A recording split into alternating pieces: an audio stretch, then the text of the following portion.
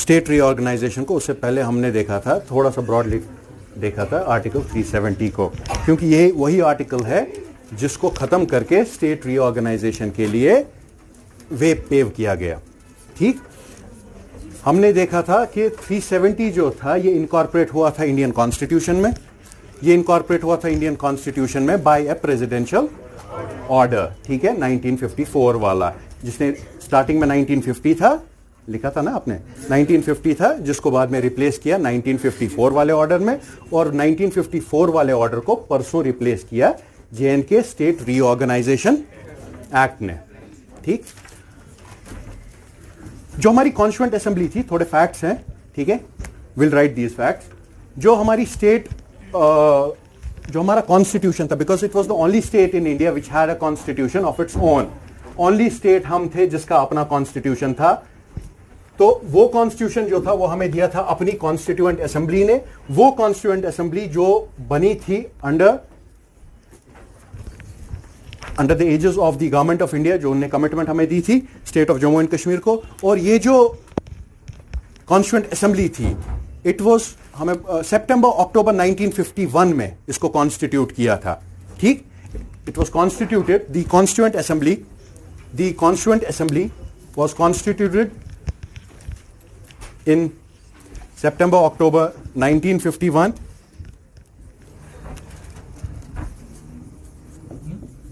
September October 1951. It met for the first time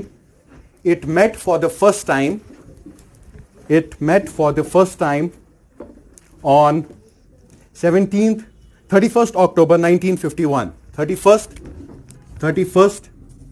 October 1951. It met for the first time. It met for the first time. The Constituent Assembly was constituted. This Constituent Assembly was constituted in September, October 1951. It met for the first time. It met for the first time on, so question पूछ सकते हैं constituent assembly कब पहली बार मिली थी, तो वो 31 अक्टूबर 1951। और हम जानते हैं कि इसने कितना टाइम लिया था कॉन्स्टिट्यूशन बनाने में, कल हमने देखा था 5 साल इसने लिए थे। ठीक है, constitution of JNK was adopted on the constitution of JNK. Facts से facts, the Constitution of J&K was adopted on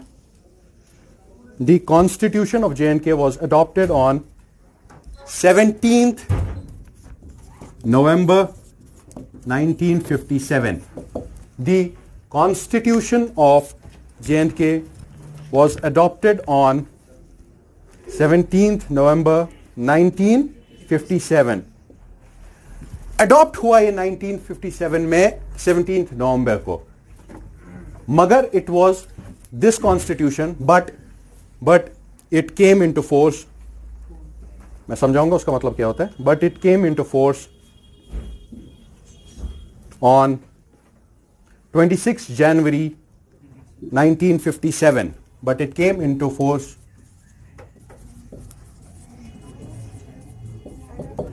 but it was adopted on 17th November 1957, but it came into force 26 Jan 1957. इसका मतलब समझो क्या होता है। इसको adopt किया 17th नवंबर, लिखा ना सबने, इसको अडॉप्ट किया 17th नवंबर 1957 में, मगर इट केम इनटू फोर्स, ठीक, 26 जैन। सो लॉज जो होते हैं, जो कानून बनते हैं, जो मैंने आपको कल समझाया था कानून क्या होते हैं, कानून जो बनते हैं, कानूनों में एक प्रोविजन होता है, कानून को रेट्रोस्पेक्टिव इफेक्ट भी दिया जाता है। रेट्रोस्पेक्टिव इफेक्ट का मतलब क्या होता है, ये लैंग्वेज है, क्योंकि वकील है आप में से कोई, लॉ पढ़ा है किसी ने, नहीं, इसी वजह से प्रॉब्लम होती है। सो once, because every subject has its own language. Physics has its own language, sociology has its own language, political sciences has its own language, so does polity and governance. इसकी भी अपनी लैंग्वेज है। हर subject का अपना अपना language है, इसकी अपनी लैंग्वेज है। इसीलिए जब तक वो लैंग्वेज, वो वर्ड्स ने लैंग्वेज के समझते हैं हम, तो वो कंटेंट समझना थोड़ा मुश्किल हो जाता है। इसीलिए मैंने कोशिश की कल से आपको थोड़ा पीछे ले जाऊं और बेसिक से स्टार्ट करूं।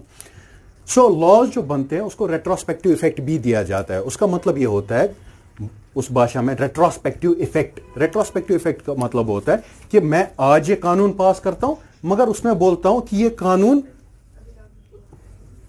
परसों से लागू हुआ, पीछे वाले डेट से। What is the date today? ठीक, आज हम 16 को कानून बनाते हैं, हम कहते हैं 14 को ये हुआ, इसको इफेक्ट हम 14 से देंगे। इसीलिए है ना नवंबर जैन, समझ आया ना?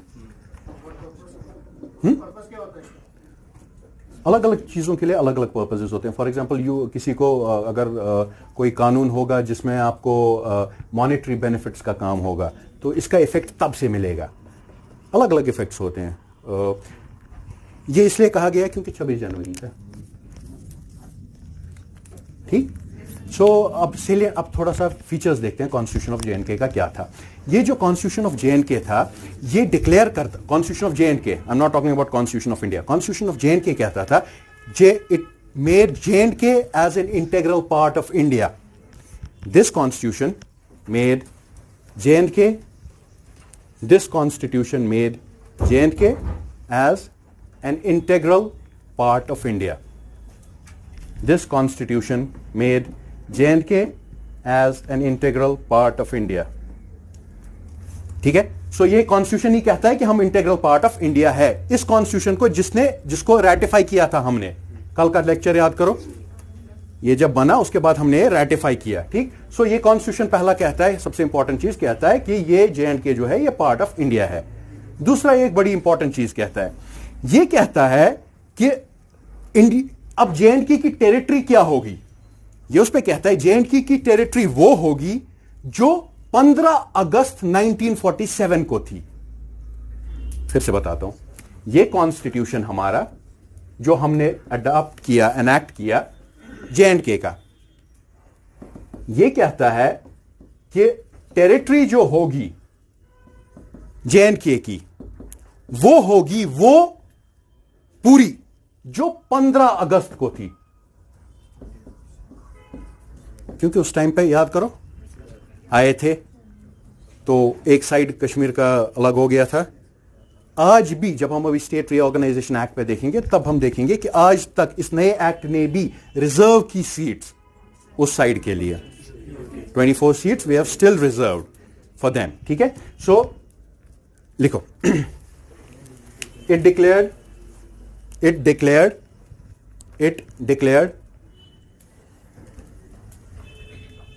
that territory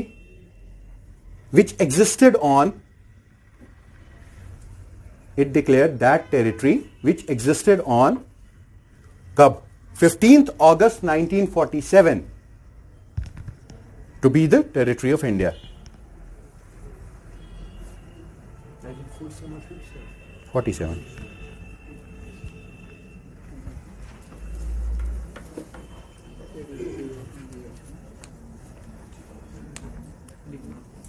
ठीक, इतना क्लियर है? साथ साथ में इसने और एक चीज कहा, इसने कहा एक वर्ड ऐड किया जिसको बोलते हैं परमानेंट रेजिडेंट, जिस पर आज बहुत बात हो रही है, परमानेंट रेजिडेंट। इसने कहा 14th में मैं लिखाऊंगा, पहले समझ लो। 14th में will understand and then will write, that makes more sense. 14th में 1954 पे, ये अच्छे से समझ लें, थोड़ा ट्रिकी है। It said it included a word called as permanent resident. इसने कहा परमानेंट रेजिडेंट होंगे J&K के, मगर परमानेंट रेजिडेंट कौन होगा? इसने कहा जो 14 मई 1954 को J&K में रह रहा था, स्टेट सब्जेक्ट था J&K का, जो 14th में 1954 को परमानेंट रह रहा था J&K में, या जो 14th में 1954 को 10 साल हुए थे जिसको रहते हुए, जिसने इमूवेबल प्रॉपर्टी ली थी J&K में, इमूवेबल प्रॉपर्टी, मकान इमूवेबल, जो मूव नहीं हो सकती है प्रॉपर्टी, वो प्रॉपर्टी जिसने ली हो 1954 14 में 1954 से पहले 10 साल, वो परमानेंट रेजिडेंट कहा जाएगा जेएनके का। ठीक, इतना क्लियर है? इजी। सो साथ साथ में ये परमानेंट रेजिडेंट जो वर्ड है, ये सेंटर नहीं हटा सकता, जो बाद में हुआ। हम पॉलिटिक्स में नहीं हैं, हम स्टूडेंट्स हैं। We are students of politics and governance, so we read it the way it is. ठीक है? This friend of mine met Shah Faisal recently when 370 was abrogated. He said, he told me, वो कह रहा है तेरे उस किताब इस गलत पढ़ना हुआ। ठीक, but you have to understand it in its totality. फिर हुआ कैसे? जब हम स्टेट रीऑर्गेनाइजेशन एक्ट पे आएंगे तब हम समझेंगे कि ये हुआ कैसे, लूप होल कहां से निकाला गया, कैसे हुआ। सो बट अभी ये समझ आया ना? Now right it. It treated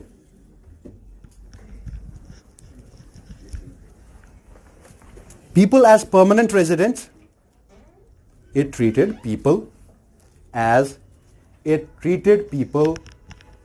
as permanent residents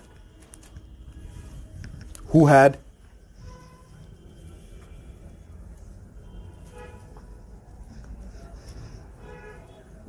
been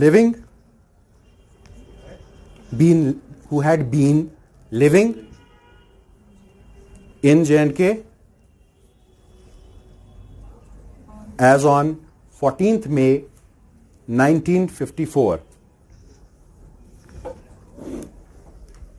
or had acquired immovable property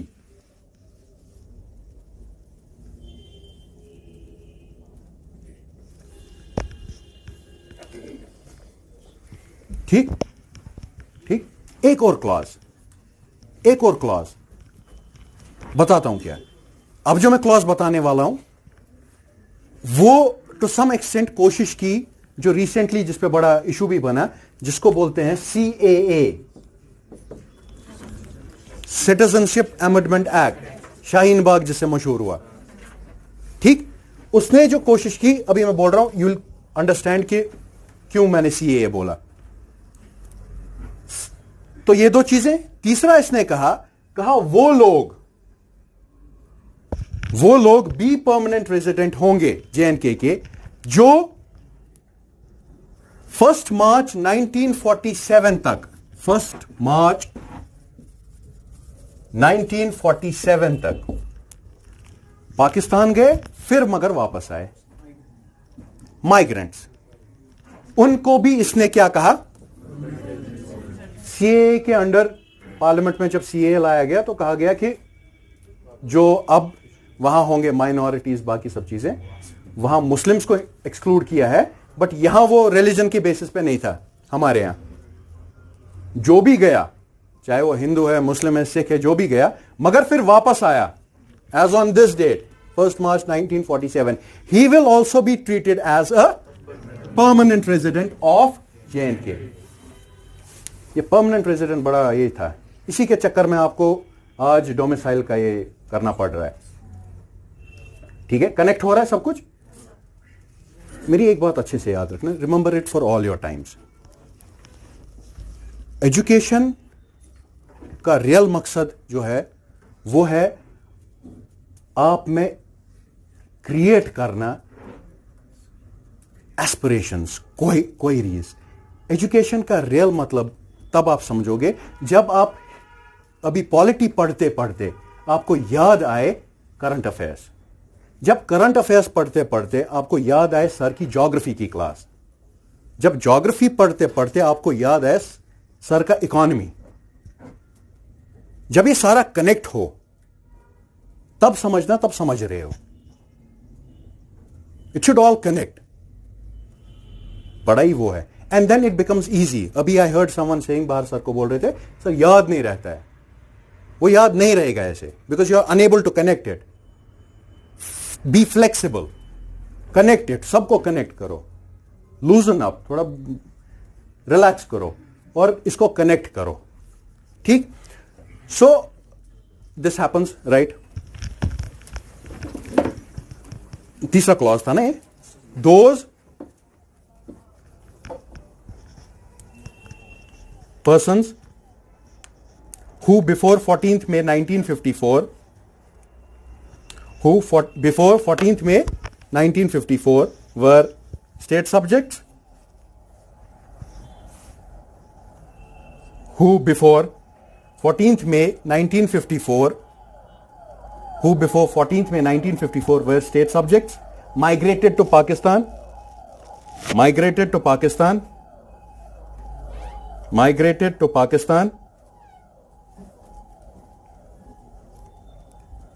return to the state for resettlement,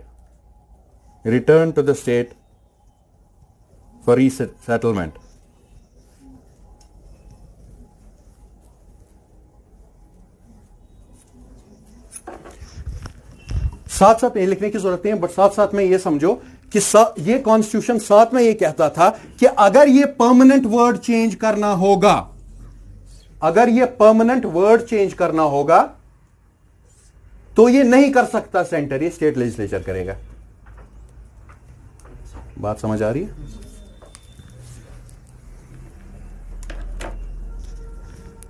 तो फिर ये हुआ क्यों? You can say that because it is sub judice right now. Courts have not decided on it as of now. But ये सब हुआ कैसे? I call it the dictatorship of the parliament.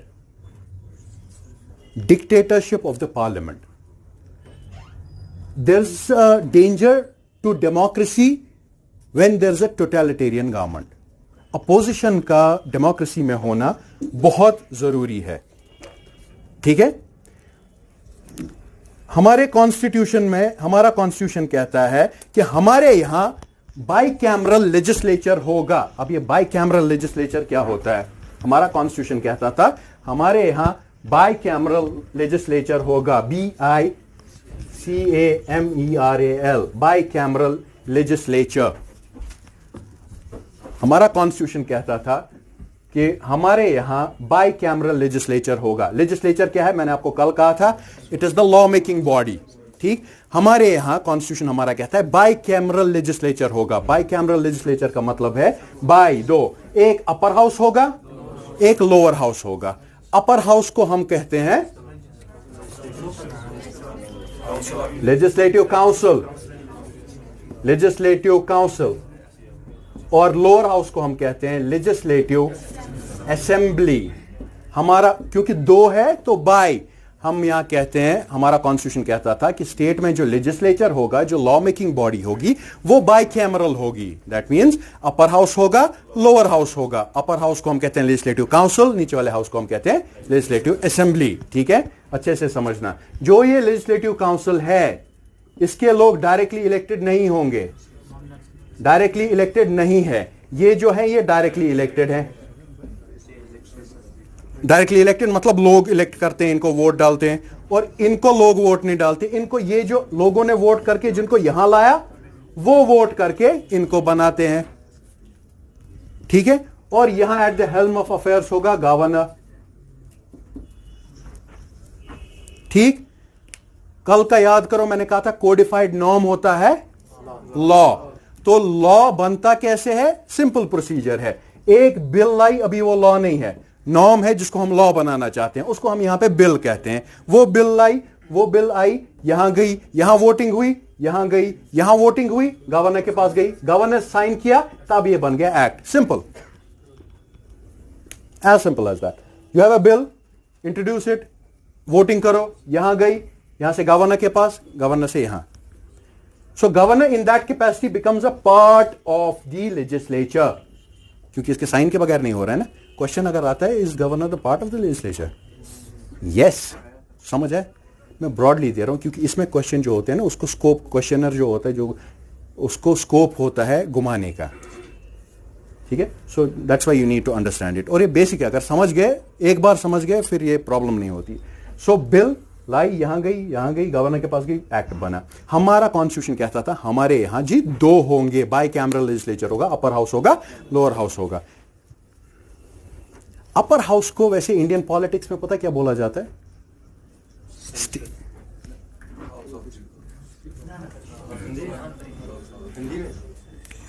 इसको बोला जाता है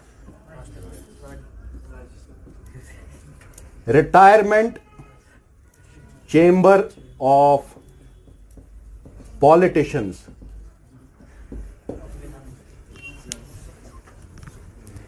the upper house is known as the retirement chamber of politicians. ठीक, जो बड़े दिग्गज, जो बड़े गन्स होते हैं, जो बाद में लड़ नहीं पाते हैं इलेक्शंस, उनको आ जाओ जी आप अपर हाउस में बैठो। ठीक, और इंडियन पॉलिटिक्स में इसको डिलेइंग चेंबर भी बोला जाता है। डिलेइंग चेंबर, क्यों डिलेइंग चेंबर? क्योंकि बिल को यहां से आना है, फिर यहां से यहां जाना है, ठीक, फिर यहां पास होना है, अगर पास नहीं हुआ या अमेंडमेंट हुई फिर वापस जाना है, तो बिल जो सीधे ऊपर जाती अब वो टाइम ले रही है, डिले हो रहा है। काचवा फिक्र तरह क्या सोना। So it is also called as a delaying chamber, it's also called as retirement chamber of politicians. ठीक, तो हमारा कॉन्स्टिट्यूशन कहता था हमारे यहां जो है वो होगा बाई कैमरल लेजिस्लेचर। ठीक है, टोटल सीट्स जो हमारे यहां होंगी 111। नेल्सन तीशन, नो क्रिकेट फैंस? हमारे यहां जो, अच्छा आपने क्या लिखा? कुछ नहीं है। It called for, it we are calling the Constitution of J&K. It called for a bicameral legislature. It called for a bicameral. It called for a bicameral legislature. ये डायग्राम बना दो, डायग्राम ही बना दो, डब्बे दो। लेजिस्लेटिव काउंसिल, लेजिस्लेटिव काउंसिल, ये legislative assembly, ये legislative council. ठीक, इनफैक्ट साइड से ये भी कर दो bill, so that you remember. Governor ऊपर,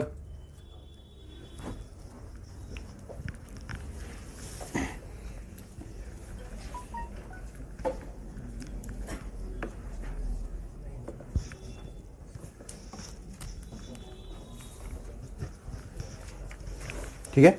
इधर लिख दो 36, इधर लिख दो 111, ये था। सो 111, इट कॉल्ड फॉर 111, 111 नंबर्स, 111 हमारे यहां मेंबर्स होते थे लेजिस्लेटिव असेंबली में। यहां 36, इनमें से 24 वे रिजर्व्ड फॉर पीओके।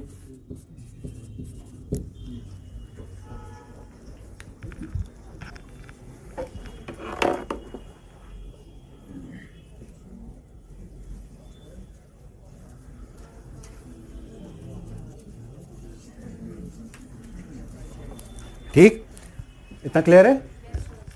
तब का मगर जो हाल था, जो हमारा कॉन्स्टिट्यूशन ओरिजिनली कहता था, वो कहता था जो हेड ऑफ द स्टेट, दो चीजें, एक होता है हेड ऑफ द स्टेट, दूसरा होता है हेड ऑफ द गवर्नमेंट। दो अलग अलग चीजें हैं, head of the state, head of the government. Politics में, पब्लिक एडमिनिस्ट्रेशन में स्टेट बोला जाता है एक यूनिट को। It's not state as in the state we know, state of Jammu and K state, तब स्टेट बोला जाता है एक ज्योग्राफिकल एरिया को। ठीक है, so the head of the state कौन है? जैसे for example head of the, who is the head of the Indian state? It is the president. Who is the head of the Indian government? It is the prime minister. So अलग अलग चीजें हैं, दो अलग अलग चीज।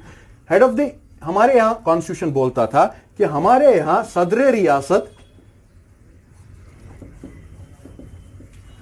और वजीर आजम इनको डेजिग्नेट करता था। हेड ऑफ द, हमारा कॉन्स्टिट्यूशन कहता था कि ये ओरिजिनली स्टेट का जो हेड होगा सदर रियासत, और जो गवर्नमेंट का हेड होगा उसको वजीर आजम कहते थे। बट 1965 में ये nomenclature was changed. In 1965 the designation was changed to governor and chief minister. In 1965, the designation was changed to Governor and Chief Minister.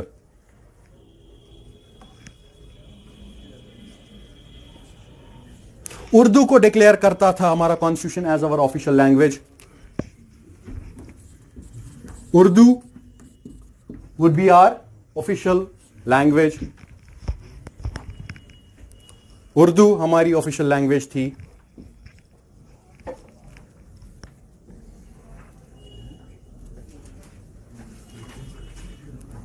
ठीक है, तो ये ब्रॉडली था जो हमारा अभी तक किस्सा था.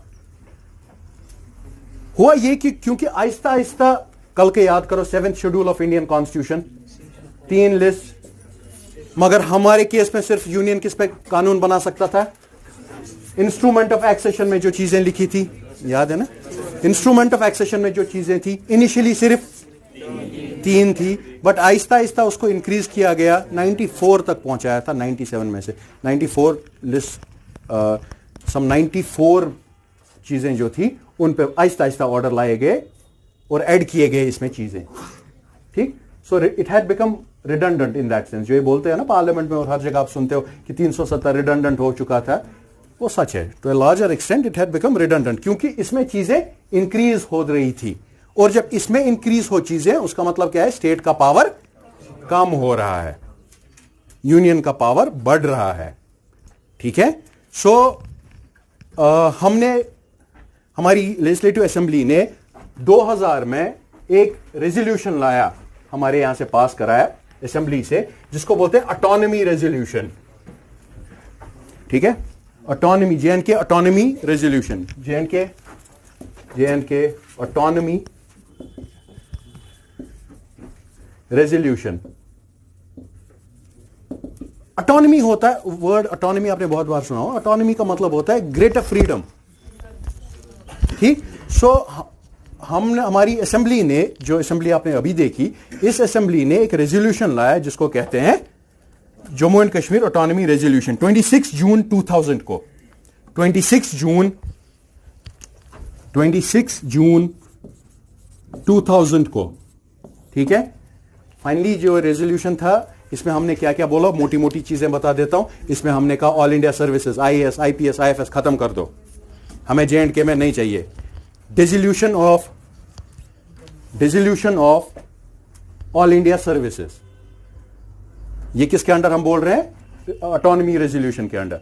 Dissolution of all India services. और एक चीज हमने वहां कही थी, हमने कहा था, याद करो कल का लेक्चर, कि इंडियन कॉन्स्टिट्यूशन में जो ये आर्टिकल 370 था, वो लिखा गया था, उस पर एक वर्ड, वो था टेम्पररी. कल पढ़ा ना हमने. जेएंडके ऑटोनॉमी रेजोल्यूशन जो हमने 2000 में पास किया, 26 जून 2000 को, हमने इसमें कहा कि कॉन्स्टिट्यूशन में जो वर्ड टेम्पररी लिखा हुआ है विथ रिस्पेक्ट टू 370, इसको परमानेंट कर दो. इस वर्ड को चेंज करो, इसको परमानेंट लिख दो. ठीक, ऐसे क्यों देख रहे हो? It called for replacing the word temporary for Article 370 to, it called for replacing the word temporary for Article 370 to permanent.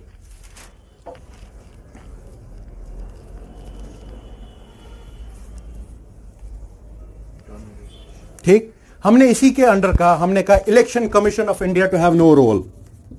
Election commission of India to have no role. Election commission of India to have no role in J and K. ठीक, हमने कहा सदर रियासत और वजीर आजम nomenclature वापस.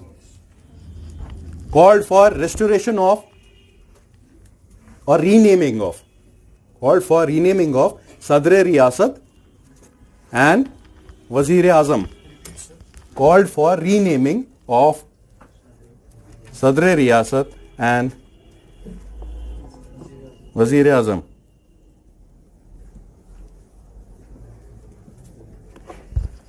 इसी के अंडर हमने कहा no special provision, no provision for SCs and STs. No special provision for SCs and STs.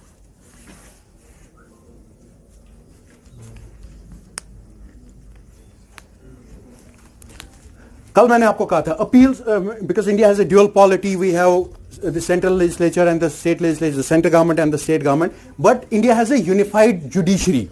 ऊपर से नीचे तक जुडिशरी एक ही है इंडिया की, headed by the apex court of India, we call it the supreme court of India. So क्योंकि एक है, यूनाइटेड है, ऊपर से नीचे तक है, पॉलिटी की तरह नहीं है ड्यूअल सेंटर स्टेट, एक ही है ऊपर से नीचे तक, headed by the supreme court, नीचे high courts, court, subordinate courts, ठीक है, munsif court, sessions court. Appeals from here lie to here, appeals from here lie to here, appeals from here lie to here. हमने इस resolution में कहा, हमने इस resolution में कहा appeals from high court will not lie to the supreme court. So हम एक तरीके से कह रहे थे हमारे लिए हमारा हाई कोर्ट हमारा सुप्रीम कोर्ट होगा. सो लिखो, no jurisdiction of Supreme Court in appeals, no jurisdiction of Supreme Court in appeals from High Court.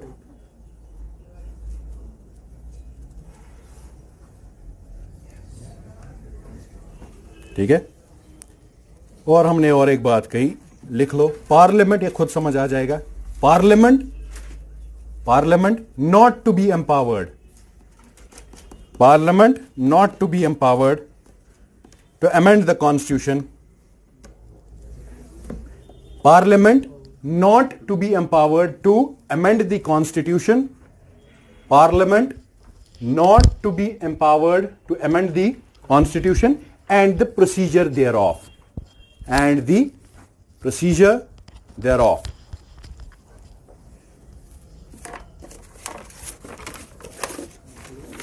And the procedure thereof. मतलब कि हमने इसमें रेजोल्यूशन में कहा कि पार्लियामेंट को, क्योंकि पार्लियामेंट ऑफ जो कॉन्स्टिट्यूशन ऑफ इंडिया है under article 356 of Indian constitution, it says that the parliament has a procedure to amend itself.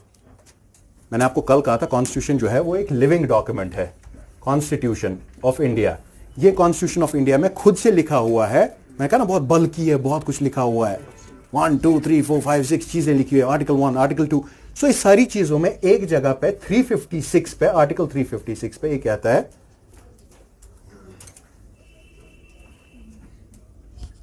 Not article 356, what is the article for amendment of the constitution? No. Article for amending the constitution. 368. 368 talks about, so this article talks about, 368 talks about amending the constitution. हमने resolution में कहा, हमने कहा नहीं, power of parliament to amend this J&K constitution or procedures with respect to J&K article 370, ये cartel करो. ठीक है, ये हमने चीजें मांगी.